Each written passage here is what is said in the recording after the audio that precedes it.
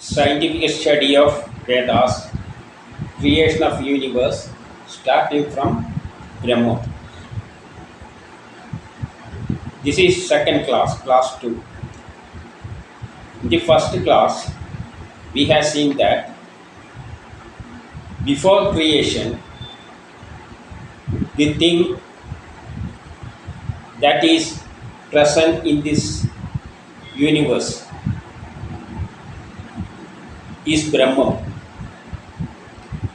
Before creation of this universe, the only thing that is present there is Brahmam.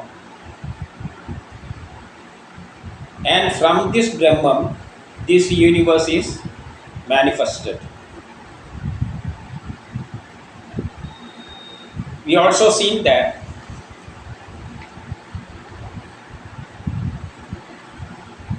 it not obeys law of conservation of energy. If anything takes from Brahman, its quantity remain as such, and it has no limit, upper limit or lower limit, no shape or anything like that. It has no feelings or anything like that, and it is impossible to understand the true nature of this Brahman, and it is not possible to fully understand what is the nature of this Brahman. So,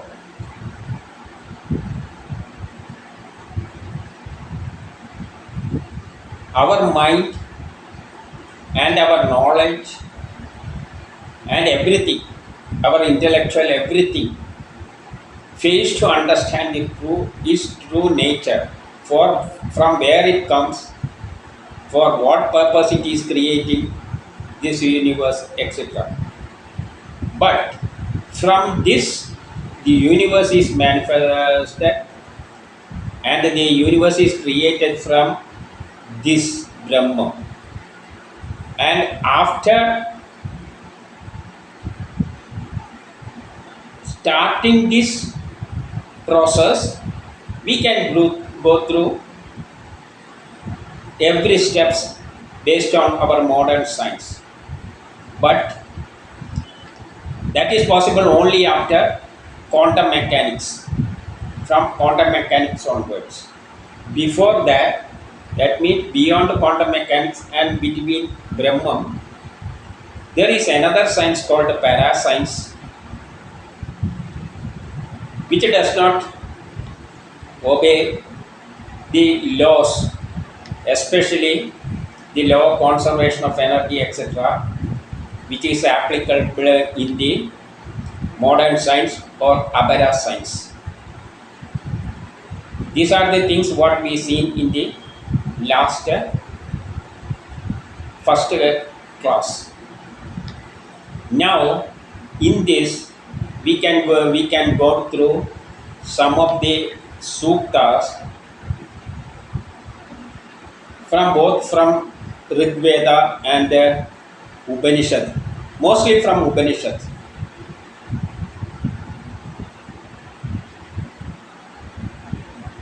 What all things we seen so far are clearly explained in these suktas. Let us go through it.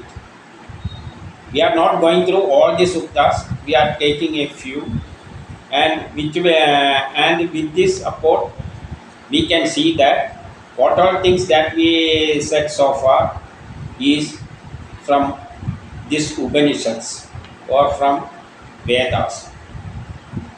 We are making statements based on these Vedas or Upanishads. So let us go through it one by one. First, let us go through Mahanarayana Upanishad and the third sutta. It says, Brahman is the largest and the smallest of all things in this universe. It is the largest thing. At the same time, it is the smallest thing. It is the largest when compared with all the things that is we know in the universe. The universe itself is small when compared with the Brahmam. And it is the smallest thing. Also, no such things are smaller than this Brahman or greater than this Brahman. So it takes both the forms, largest form or smallest form at the same time. Such a thing is this Brahman. Again it says it is immortal. It is throughout this time interval, or there is no loss to this Brahman. It is there. It is the only immortal thing in this universe. This is the only immortal thing in this universe. This universe itself will go and dissolve in this Brahman, and later it will come out from this Brahman at the time of creation. So the only thing that is immortal is this Brahman, and it is unclear. We cannot understand what is the size or shape or nature of this. We cannot fully understand what it is, from where it is coming, from where it came from, for what purpose it is creating this universe, or like that. It is ancient, so it is ancient because it is immortal. It is with the ultimate knowledge. All the knowledges is there in this Brahman, and with this knowledge, this universe is created. The knowledge required, all the science that is required to create this universe came from this Brahman, and nothing in the universe is comparable to it in any way.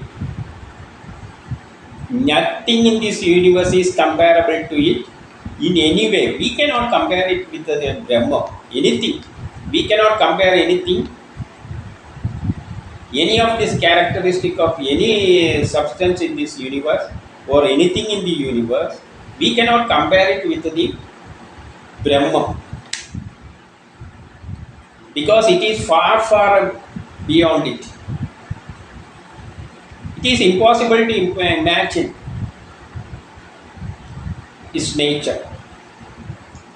That is what Mahanarayana Upanishad 3rd Sukta says.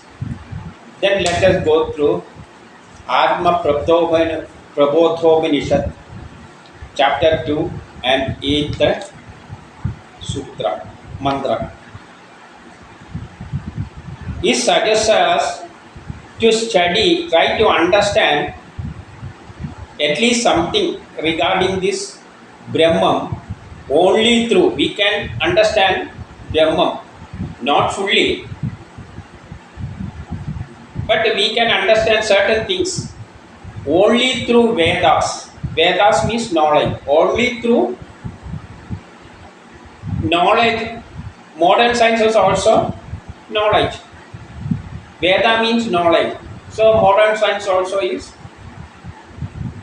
a part of Veda. Veda contains two sciences, parascience and aparascience. Aparascience is modern science. So this modern science also is a part of Veda.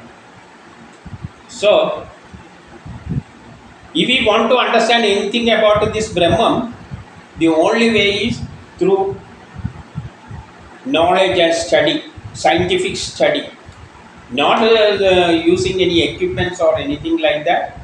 First we should understand the structure of this universe, everything like that, and from where it is came from. That is, it is created from electron, proton, energy, etc. After studying this, then we should think about it based on these knowledges and try to understand what is Brahmam. That is the only way.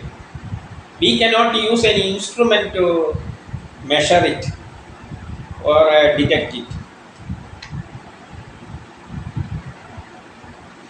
And if anyone came to understand something about this peculiar qualities of this Brahmam, actually there is no qualities. We cannot say quality because it is neutral. But at the same time, it will show all types of qualities at the time of creation. Such a thing is that Brahman. So, if anyone came to understand some of these qualities, then he will admire it. And all manifested from it.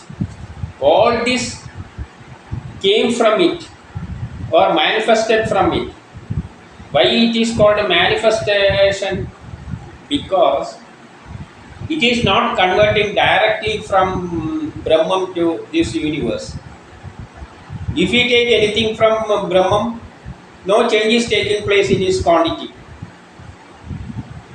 For creating something, we are, for example, if we take 10 units or something and produces another 10 units or something from 100 units and creates something else, then the remaining will be only 100 minus 10, that is 90 units. 10 is changed into another form. But in this case, if we take a portion of the Brahman and create this universe, nothing is going to happen in its original size. Brahman remains as such. That is why it is called a manifestation, not creation. Actually, creation is taken place as far as universe is concerned, but as far as this Brahman is concerned, nothing is taking place. So, some energy is coming out from this Brahman, and this energy is converting into this universe, electron, proton, etc.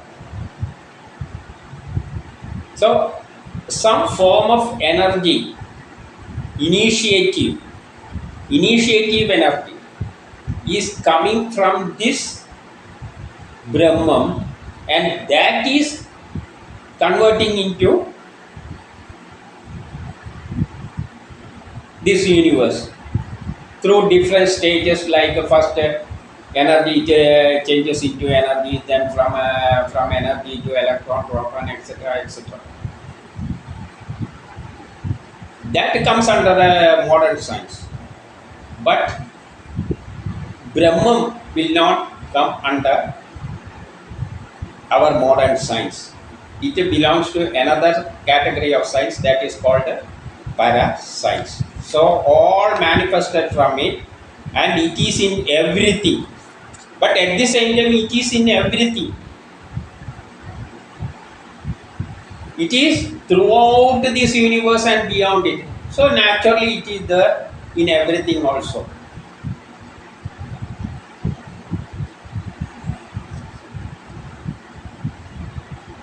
It is eternal bliss, calm, and without any form. It has no form.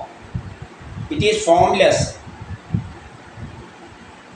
It has no shape or size or magnitude or anything like that.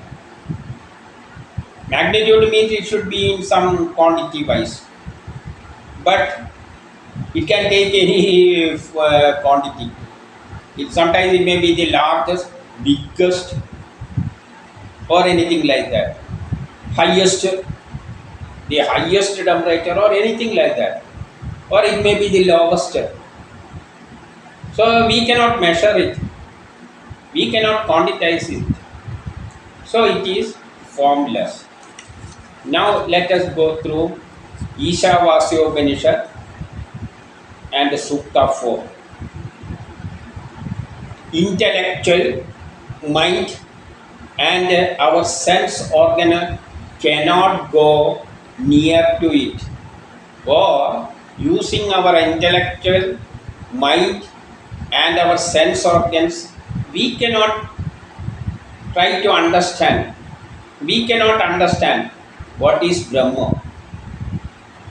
It will not reach, our study will not reach very near to it. We cannot go and study what is Brahma. It is far, far away, beyond our thoughts, beyond our intellectual mind and our five sense organs. These organs are not able to sense that Brahma. We cannot understand based with the support of these things.